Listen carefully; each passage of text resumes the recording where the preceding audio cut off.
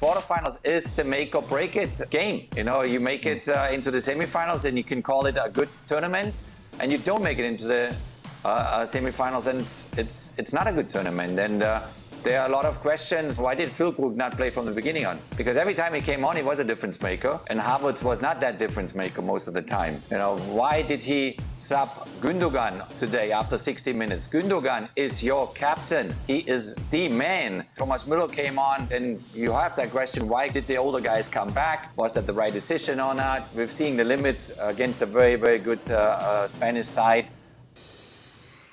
Jurgen Klinsmann then pulling no punches. That was straight after Germany's elimination against Spain, Archie. His sentiments being reflected as well in the German media?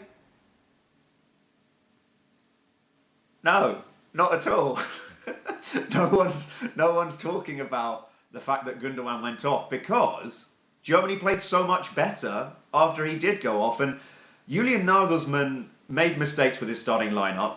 And did it ultimately cost Germany? I think so, because they had to chase the game more than they would have liked to. And I think Germany ran an extra 5 kilometres it was in total, and you saw that they were absolutely spent by the time that Spain were putting in that cross for Mikel Merino. What there's been a focus on is how Julian Nagelsmann has made Germans feel close to the national team again. And you saw that in a very emotional press conference that he gave yesterday, the day after the game, where he broke down in tears as he was trying to describe what the national team had made him felt again.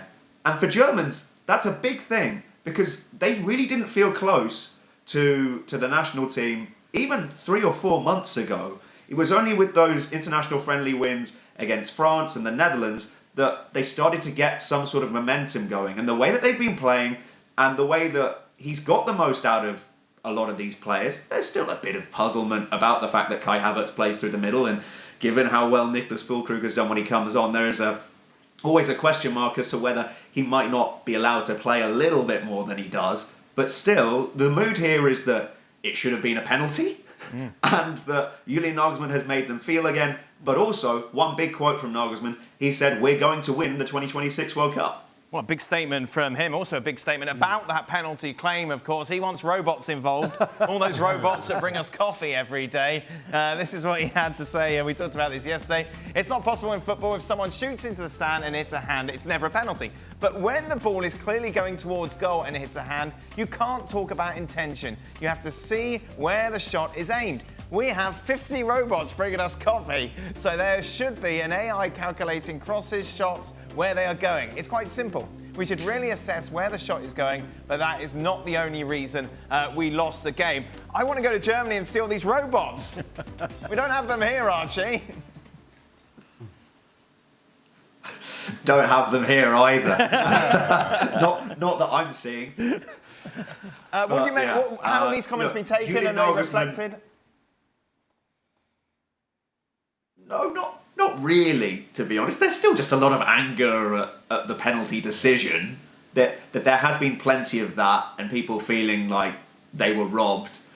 And I get it, but also just defend better, and then you go to penalties, I would say. Yeah. There's only so much you can argue this, and Germany had their chances during this game. Take them, and you don't have to worry about that as much. But to put it all on the referee feels a little bit cheap for me. Yeah. When I think of AI, I think of Stephen Nicol. Would you like to see AI involvement if a shot is on target or not? Stop it.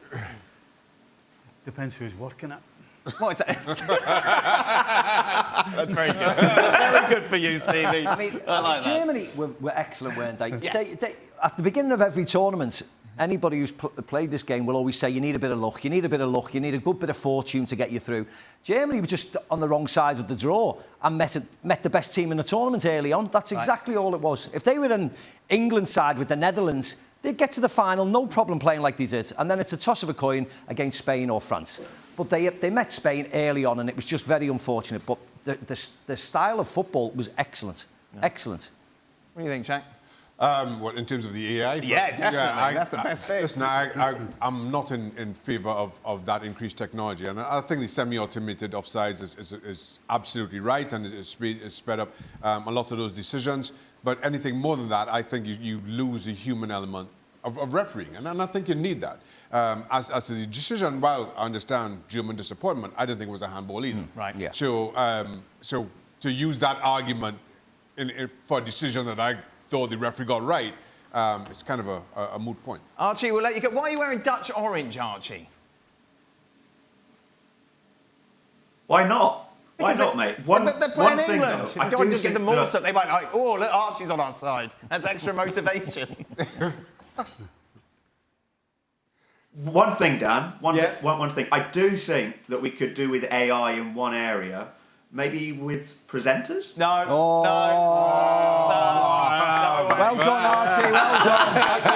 It's quick and witty. We all agree. We all agree. That's why, Archie. We all agree. Don't worry. Just signed a new contract. Thank you very much, Archie. Much appreciated.